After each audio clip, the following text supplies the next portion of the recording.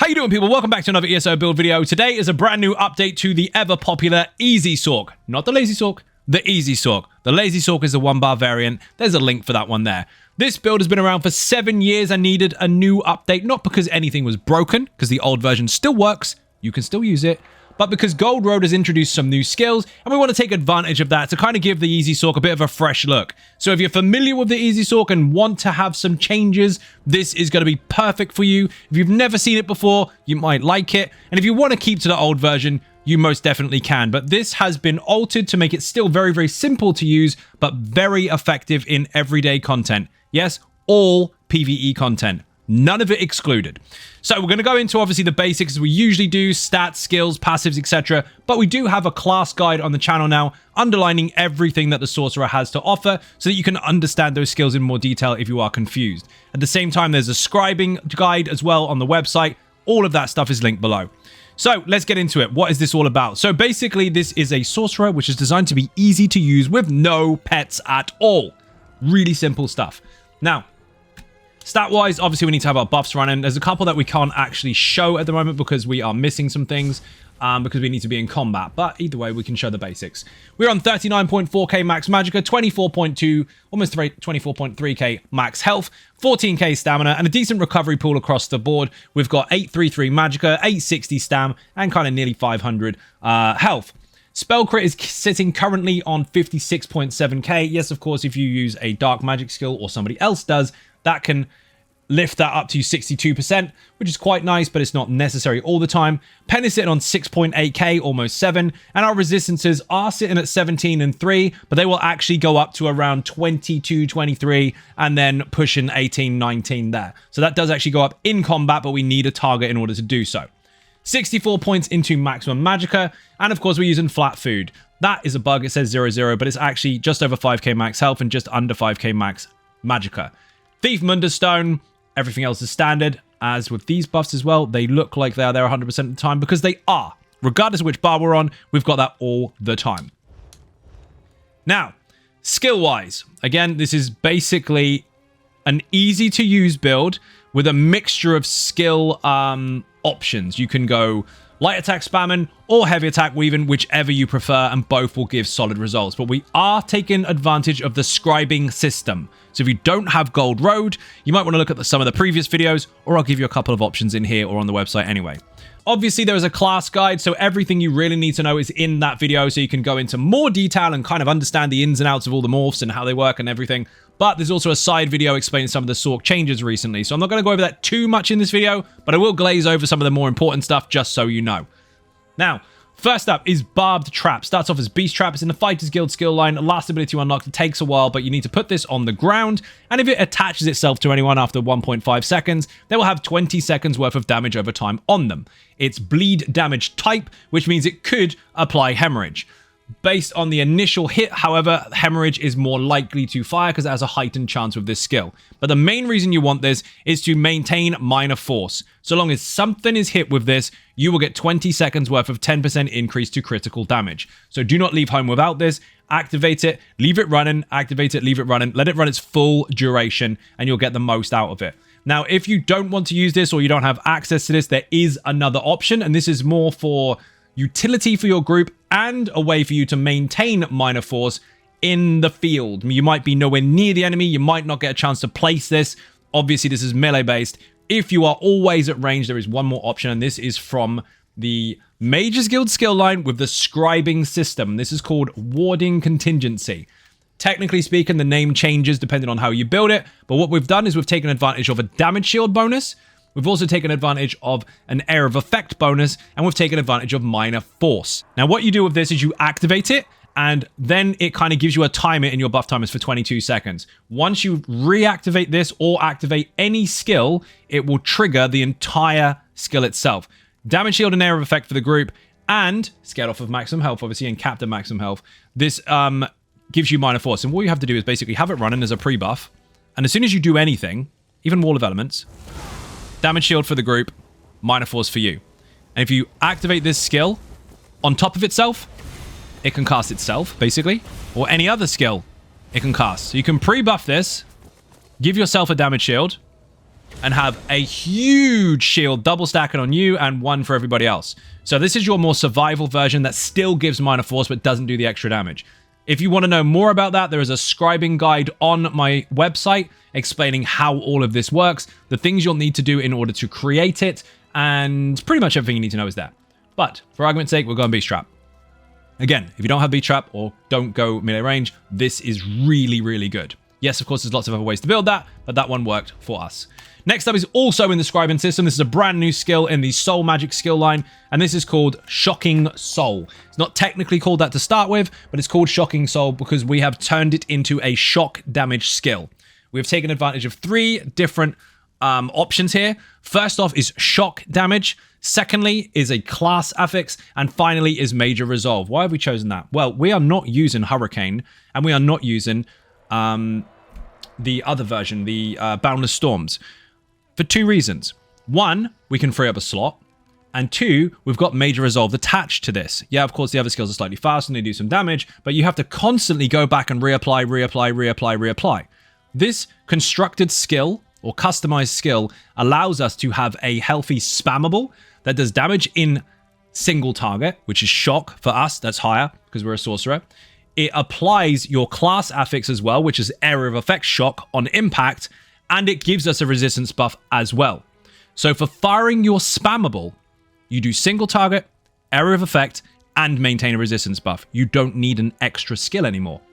Now, if you are not using the scribing system at all, of course, you can use this in any way, shape, or form. You can use any skill you like. Mines, Daedric Mines was a really good choice in the past. You can still do that. Or you can utilize Crushing Shock, maybe weave the hell out of that, or weave it in between lights or heavies, your choice. It won't do the same as this, and you will have to slot a resistance buff or have someone in your group bringing it.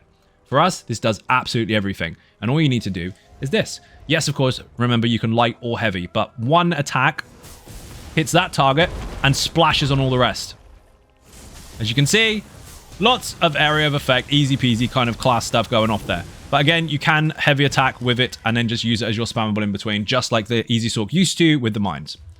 Again, we don't want to explain these too much, but those are obviously new skills. Now, next up is Hardened Ward. This is very simple. This is in a Daedric Summoning skill line. This was altered and is in one of my class videos as well. Basically, if you don't have a pet, you will heal as well as put a shield on you. If you do have a pet, you won't. Now, we do actually have a pet as one of our ultimates. So if that is present, you won't heal, but you will still shield. That would be just like it was before. But if the pet is down or not active at the moment, every time you activate the damage shield, you will heal, and it will heal underneath the shield and can crit. This is your survival button. It is insane. Next is Inner Light.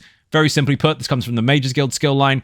Morph it from Mage Light to Inner Light, and for being on your bar, you will gain 5% increase to maximum magicka, alongside one of the other bonuses we've got on our back bar, and you will always have Major Savagery and Major Prophecy, increasing your crit chance by 10%. I know it says 2629, but they still mess with digits. It's 10%. Now, the other part of the skill is irrelevant. We're not trying to get people out of stealth. We're in PvE. It's useless. Just leave it on your bar. Never activate it. Now, this does need to be double barred. Some skills don't, but this one does. And so we've got it on both bars here. You can see it. We've got it on the end there where we're not using anything. And we've got it here as well. That way, whichever bar we are on, we've always got Prophecy and Savagery. Now, Mage's Wrath is our main ultimate. This is in the Stormcalling skill line. First ability to unlock, morph it to Mage's Wrath from Mage's Fury. Activate this when the enemy is 20% or lower, and it will pop, do more damage, and do explosive damage in area of effect as well, in the form of, again, shock. So it's constant lightning, constant burst AoE. So you switch, when it comes to execute, from a single target shock spammable, which has AoE application, to a single target shock spammable with AoE that does more. So you do this damage all the way through, and then switch to a very similar skill that does more damage at low health. Really, really simple stuff. But you are going to want to maintain this at least once every 10 seconds in order to allow for that resistance bonus. Again, you would normally swap bars, put on a resistance buff, waste time, and stop spamming. But instead, during your execute spamming, you can spam a slightly lower hitting skill and maintain a resistance buff rather than muddling it all up. It's much, much simpler and easier to maintain. Flawless Dawnbreakers on the front bar. Technically speaking, we don't use this. It just stays there for passives because it gives us weapon and spell damage increases. But if you do activate this, you will gain 300 weapon and spell damage for 20 seconds and do damage in area of effect in front of you. It's a very cheap ultimate. You could use it in an emergency, but technically speaking, we don't fire this very often because we want to use our back bar ulti. As I said earlier, we have double barred Inner Light. That's on purpose. Unstable Wall of Elements is Unstable Wall of Storms for the time being because we're using a lightning staff. If you don't have anyone providing off balance in your group, then you will want this to be a lightning staff. If you do have people providing off balance in your group, or other people using a lightning wall of elements, then you can swap to a flame staff. You'll get slightly more damage. Arguably, yes, shock does more than lightning for the sorcerer, but the wall of elements does allow for higher damage from that skill if the target is burning, and they will be. That will make more sense when we get to the gear. So lightning wall all the time, unless someone else has got off balance covered, in which case bring a flame staff. Up to you. You don't have to change it if you don't want to, but we are guaranteed to get off balance if a lightning wall is in the room from anyone. Bound Aegis does not need to be double barred anymore, so we can stick it on the back. This is simple. Gives us 8% increase to max magicka, alongside the 5% here, alongside the 2% from the passive that the Mage's Guild brings.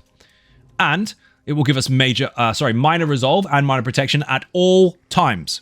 We never have to activate it. But if you do activate this, you can block with higher mitigation for 5 seconds after activating. And yes, you can block cast it. So you never have to activate the skill unless you want to take less damage while blocking. Critical Surge is very, very simple. Again, Stormcall and stuff. Surge, morph it to Critical Surge. It will give you Major Brutality and Sorcery while it's active for 33 seconds. Also, all damage that you do, if you crit, at least once a second, no more than that, no less than that, because obviously it's got a timer on it. That is the cap. Once per second, you will heal. Doing damage makes you heal. That's it. Never let that run out. And bear in mind, since we've got Brutality and Sorcery, since we've got Savagery and Prophecy, we do not need spell pots. They bring those buffs. We already have them. So, tripots all day long. You can cover your magicka, your health, and your stamina with no negative effects whatsoever. Now, we are using Structured Entropy, which also comes from the Mage's Guild. Starts off as Entropy, morph it to Structured Entropy. The other one gives you Brutality and Sorcery. We don't need that. And this will do single target damage over time per target cast on for 22 seconds. Very long duration damage over time. Not much bar swapping involved.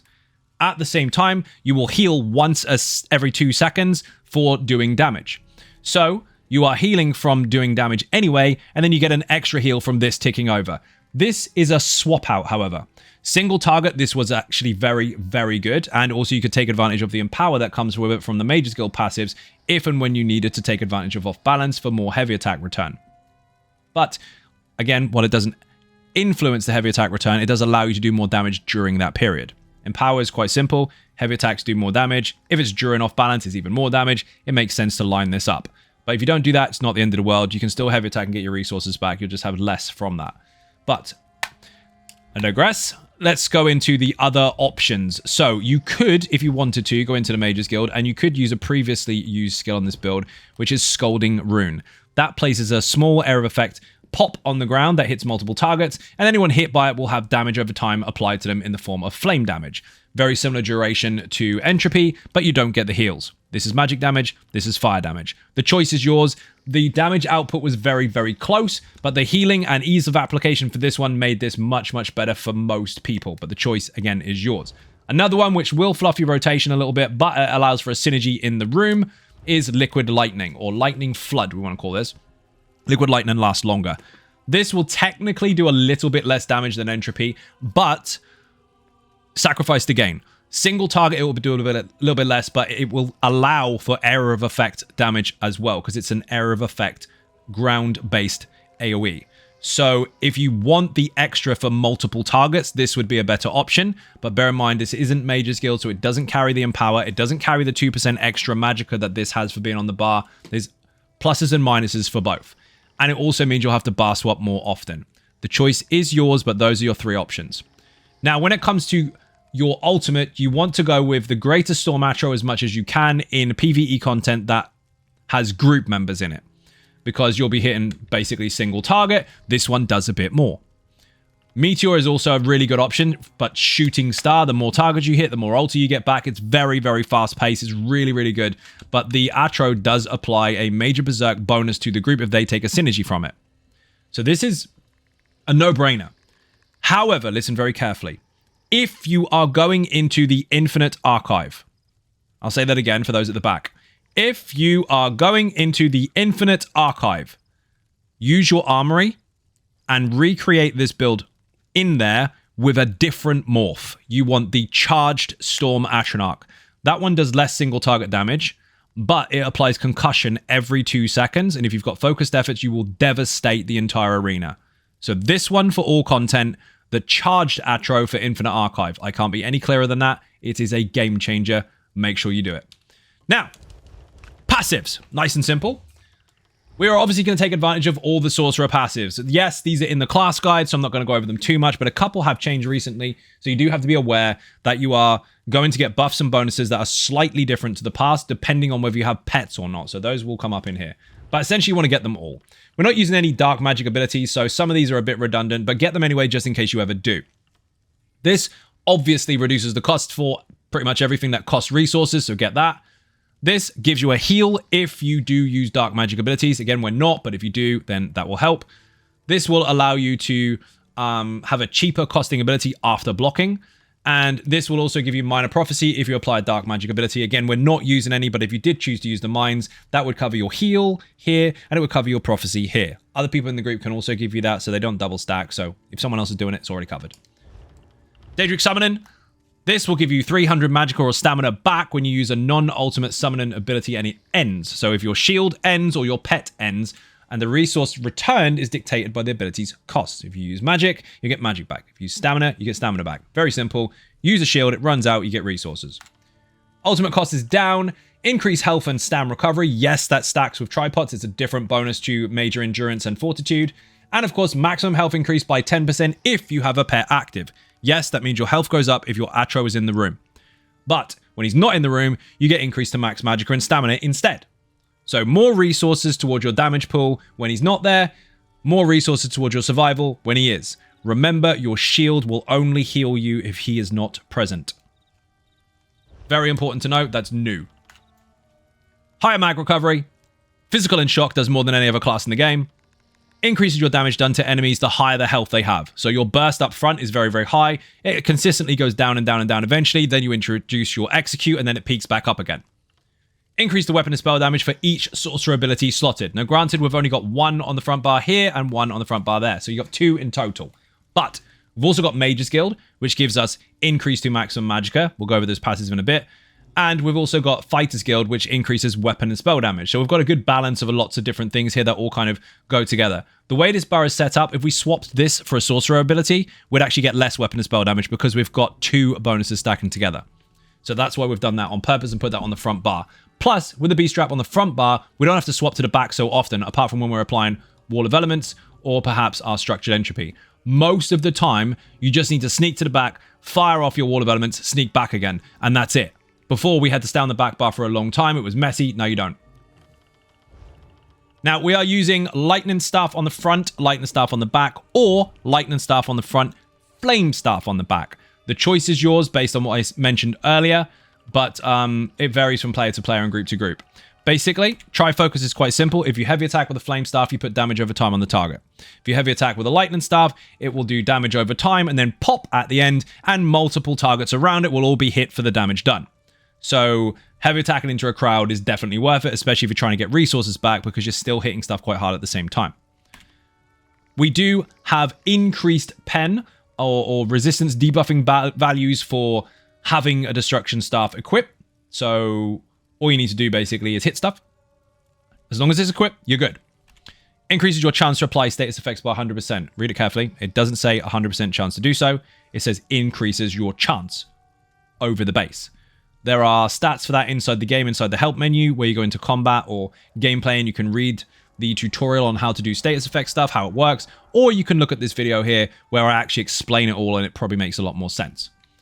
Ancient Knowledge, of course. Inferno staves will increase damage over time and status effect damage. However, Lightning staves increase direct or channeled stuff. So yes, your heavy attack And of course, direct being this. Both single target and area of effect are boosted, as is this, and as is the initial pop of the beast trap. So all of those do contribute, alongside some other bits and pieces going on. It's pretty handy to have the new changes to the lightning and the flame, because now it's not restricted to direct damage only, or single target only rather than AoE only. It's now a case of damage types. So any direct, single or AoE will be affected.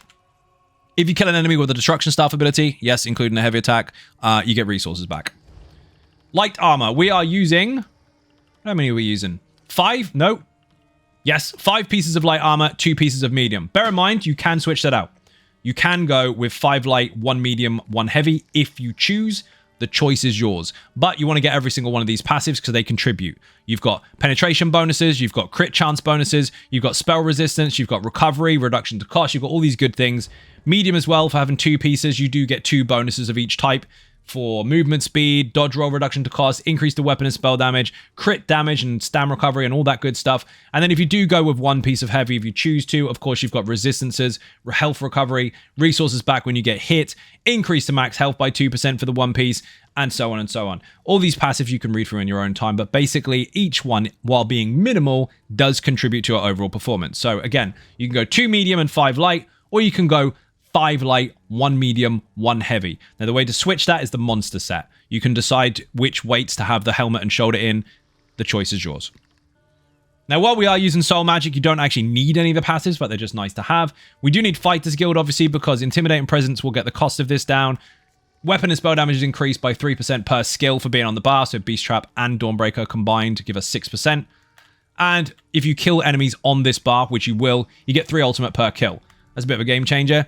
Also, your Fighter's Guild abilities do 10% more damage with this passive, and doubles against player vampires or werewolves.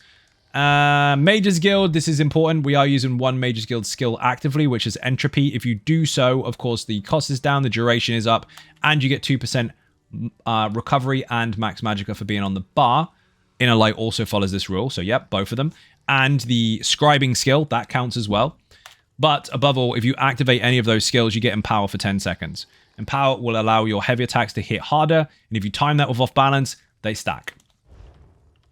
Undaunted is important. Every synergy you take gives you 4% of your entire pool of resources back. Every single one. Mag, health, and stam. Take synergies. Don't listen to people being stupid and saying it's only for the tank. It's bloody well not. And 4% increase to all resources because we're using 2 armor types, light and medium. If you use light, medium, and heavy, you are going to juggle your armor statistics because your passives are going to be slightly altered, but you will benefit from 6%. You'll also get the extra 2% from the heavy 1 piece, which you don't currently have, so that'll work out. Up to you, though. We are a high elf. Do you have to be? Most definitely not. You can be any race you like. The game is not going to break. The world isn't going to explode. You can use what the fuck you want. But I have chosen this on purpose for very specific reasons. If you activate an ability, you restore 625 magicka or stam based on whichever is lowest. So this can happen once every 6 seconds. Basically, the lower pool, the resource comes back. Bear in mind, that's obviously your stamina because it's the lowest one, which means you have a filler for your CC bar if you use magicka abilities. And when you are using an ability that has a channel or cast time, i.e. your heavy attack, you will take less damage. Maximum magicka, maximum weapon and spell damage. That's pretty much it. So resources back for using the opposite pool. Technically using magic because that's all we've got, and filling back up the stam. Extra flat across the board.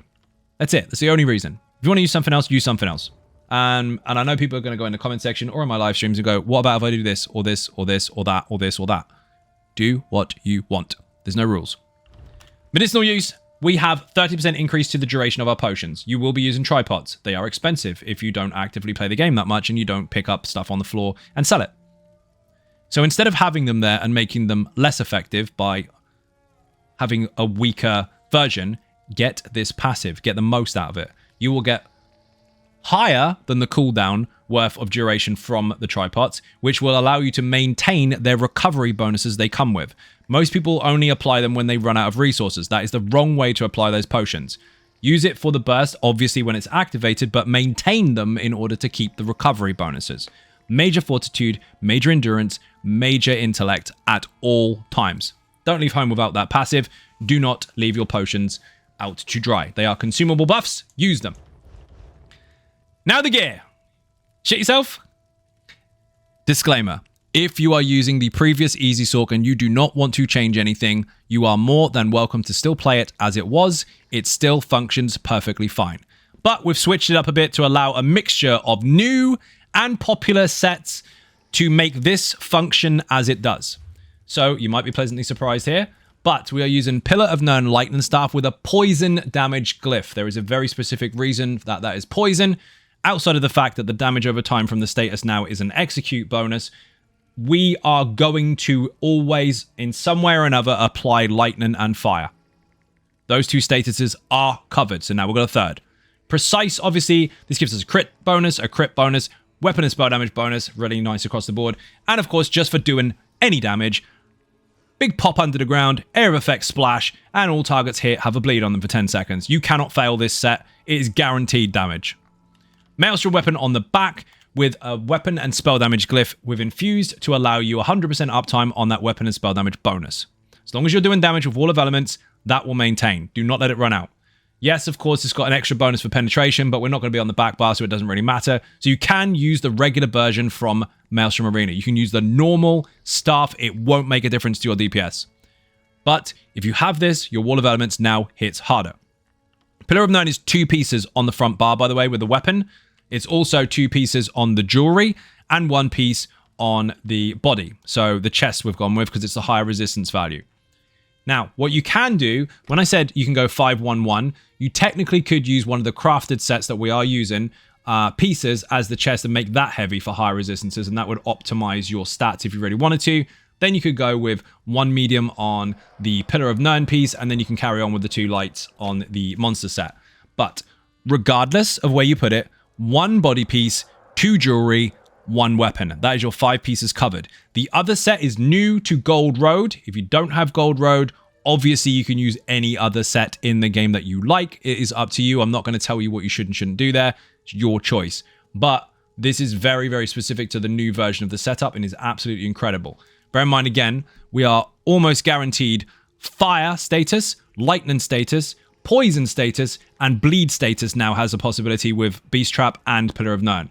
But what we have here is this. We have Threads of War, which is a new set, gives us offensive penetration, which is great, spell and weapon crit, which is great, spell and weapon damage, which is great. Your light and heavy attacks guarantee status effect. Light attacks and heavies cannot apply status effect in this game. They cannot do it. This set means every single light attack you apply will guarantee it will fire. Every heavy attack will guarantee it will fire. You have full control. You don't need charged. You don't need anything. If you are light weaving, you are guaranteed fire and concussion on repeat, which means if there's 1 Wall of Elements in the room, you cannot fail off balance. It is impossible to fail. If you light attack with your back bar, if you are using a flame staff, you're guaranteed burning status effect. If you're not using a lightning staff, if you're not using a flame staff, that doesn't even matter because Zahn guarantees burning per tick. So we have burning status, we have poison status, we have bleed status, and we have lightning status on tap. Maintain lights and heavies, and you will constantly do the extra damage. And this slides into another part of the game where we actually now benefit inside the Infinite Archive just by spamming lights. If you have focused efforts and you are doing light attacks or heavy attacks, your damage just went crazy. It is very, very useful. Now, the other ring, of course, is Threads of War. It doesn't technically matter where you put these pieces. Technically, you could put 3 jewelry for Pillar of Nirn and the weapon, and then you could alter the monster set to be 1 medium, 1 light, and then a crafted piece being the heavy. It is up to you. I'm going to put it in that order on the website, but technically speaking, just 5 of one set, 5 of the other, and make sure you've got the Maelstrom weapon on the back and Pillar of Nirn on the front. This reasoning here was to allow for other options, just in case people wanted to go maybe Old Console or Ring of the Pale Order, and they wanted to sacrifice 1 5-piece bonus. That is up to them, but that is why we've kind of mixed and matched the ring, so we could still always have Pillar of Nirn regardless. It's pretty much irrelevant at this point. But weapon and spell damage and stam recovery on all 3 with Bloodthirsty. Magicka and Divines on absolutely everything. Weapon and spell damage on the back, poison on the front. Champion points. Really simple stuff. Blue ones are important, obviously, if you can have 4 slottables that suit your build. The rest of them are all passives. Get them in your own time. But you want to unlock this crit chance first so you can get this tree open, and you want to get Wrathful Strike so it boosts every type of damage that you do, and you want Backstabber just in case you're behind the target, get an extra crit damage. If you're not behind the target ever, swap this to Fighting Finesse, and you're good. You only lose a 2% bonus, it's not the end of the world. Then you want to open this tree here, get these as soon as you can, because they are bloody important for your overall build, but of course the slottables you want to gain from this side are of course Deadly Aim for all single target stuff, we have a lot of that, and also Master at Arms for direct stuff. Your light attacks will benefit from that. Your spammable will benefit. Your burst from your Wall of Elements will benefit. Everything kind of counts eventually in that way. So these two here were a really good balance. Yes, of course, you could boost your light and heavy attacks in here with Weapons Expert, but it didn't actually do more damage, so there's no point. But if you only ever heavy, then of course, maybe that can work out for you. So those four are what you want. Red tree is very, very simple. You want Boundless Vitality for health. You want Fortified for the armor. All the rest is gravy and fluff along the way, but you want to follow this path so you can get these two here. Every kill you get will give you stam and health back. You don't need the recovery bonus here because our recovery is covered by our heavy attacks, but if you do feel like you're struggling, then of course you can swap that out. In the meantime, if you don't need the extra bonuses here to get the resources back because you're really good at maintaining stuff, or you feel like you can drop one of these, you can of course come into here and unlock Brace and Anchor just in case you need to block a lot. Again, that's more Infinite Archive than anything else. These are quality of life, but I would recommend Treasure Hunter for more loot from chests. This one extends the duration of your food, not that it matters because it's cheap as hell anyway. This has an option or possibility to not actually consume a potion but still benefit from it, and this makes you faster when you're not in combat. The rest is all quality of life. None of these make a difference towards your build in combat. Now, how does it work? How do you play it? What is the rotation? Simple. Maintain Crit Surge. That's pretty much it, actually. That's all you need to maintain. I took the buffs off for resistance bonuses. You don't have to maintain those anymore. I took off all the fluff. You don't have to maintain anything. All you need to do is just actively do stuff in combat. So obviously your Beast Trap should be down. Or if you can't use the Beast Trap because you're a ranged fight or ranged player, then of course, remember, you can go into the Mages Guild if you've got Scribing, and you can take advantage of the skill I mentioned earlier, which is this variant. Obviously, Damage Shield affix, class... What is on the other one? But damage affix, group area effect affix, and also the minor force. If you activate this instead, you can still activate this to start with, and the first skill you do will fire it. The choice is yours, but you need minor force running all the time regardless. So under the target or at range. Then once that is active, that was easy, you can then apply two skills. Entropy and Wall of Elements. That's it. That's all you need to do. Once they're down, look at the timers on my bar. You can see that they're going down. If they go down to 0, reapply the skill that is from. So this one here, Wall of Elements, keep an eye on it. When it goes down to almost 0, light attack, swap bars, done. Or light attack skill swap bars. Light attack this, actually, swap bars. Light attack wall, come back. Let's put that together so it makes sense. So Beast Trap first of all, then light attack entropy, light attack Wall of Elements, swap bars. When you're on the front bar, you've got two options, depending on the recovery in your group. Light attack, soul magic constantly. 1, 2, 1, 2, 1, 2, 1, 2, forever and ever and ever and ever and ever, until the back bar stuff runs out, reapply it, and continue. And that's it. Now, if you find that you can't maintain that, heavy attack on off-balance target. And then use the skill afterwards. Do it a couple of times. And your bars will go up, and then you can carry on again. And that's pretty much it. Remember to keep up Crit Surge. Remember to keep up Entropy and your Wall of Elements. And from there on, apart from Minor Force, it's just a case of light attack spam, light attack spam, light attack spam, or heavy attack spam, heavy attack spam. You can actually do this. You can keep these buffs up while heavy, fire the skill. Heavy, fire the skill. Do that 3 times. And then you can just reapply your back bar stuff as and when, and just maintain. And with Beast Trap being on the front, it's very, very easy to activate that without having to swap bars whenever you need to. And that's it. So, Entropy and Wall of Elements, while light skill, light skill, light skill, or heavy skill, heavy skill, heavy skill. Maintain Minor Force and Crit Surge. That's, in a nutshell, what the Lazy Sorc has always been, or the Easy Sorc has always been, rather, which is a couple of skills and then just firing heavy attacks and a spammable, or a couple of skills, firing light attacks and a spammable. That design, in essence, hasn't really changed. Now, if we're talking damage-wise, what should you expect? Well, you should expect different results in content than you'd get on a dummy, because the dummy is rigged. There are about 20 to 30 buffs, bonuses, and set buffs and bonuses, if you like, not just synergies, but set bonuses, set buffs and debuffs that exist in the game that aren't there. Also, it's unrealistic uptimes because people will never have 100% uptime on everything there, and there's nothing saying that they will actually have those. Things can go wrong. So it's not a good gauge. 21 million is not the same as pretty much any trial boss outside of a mini anyway, and who fights them on their own? It's a target practice dummy. All it is keeping up your rotation. The numbers are somewhat irrelevant depending on what you're trying to do and what you're trying to achieve. They're easy to rig, so either way, it's a mess. But I'll give you a gauge. You are most likely, consistently, if you are maintaining your rotation correctly, based on how we're set up, you are most likely to see somewhere between 85 and 90k all day long without any lower end fluctuations. If you're not as experienced, yes, of course you can get less if you are not applying yourself properly, but if you do apply yourself properly, which is quite easy to do with this setup, you're looking at 85 to 90 all day long. Now your burst is around 120 to 110, but that obviously drops down past the 10%. Outside of that, in content, it's actually very, very different because you are providing lots of different damage types, both single target and area of effect, and also different buffs and bonuses will be present. So you could be higher or you could be lower depending on the target, but it's very, very consistent and very easy to apply. Now, when it comes to actually applying it on a single target, yes, of course, you've got your buffs to maintain, you've got all that good stuff, but it's quite simple. You just drop the stuff on the ground, apply your entropy, and just light spam. Over and over and over. As you can see, it's relatively consistent at the moment with the kind of 90-ish mark. We actually nearly hit 100 then. And that's all you have to do. We're on 100 now. We're on 100k DPS. And we're not going to show the whole bloody thing because it's boring. But once you get to low health, activate your execute and you're good to go.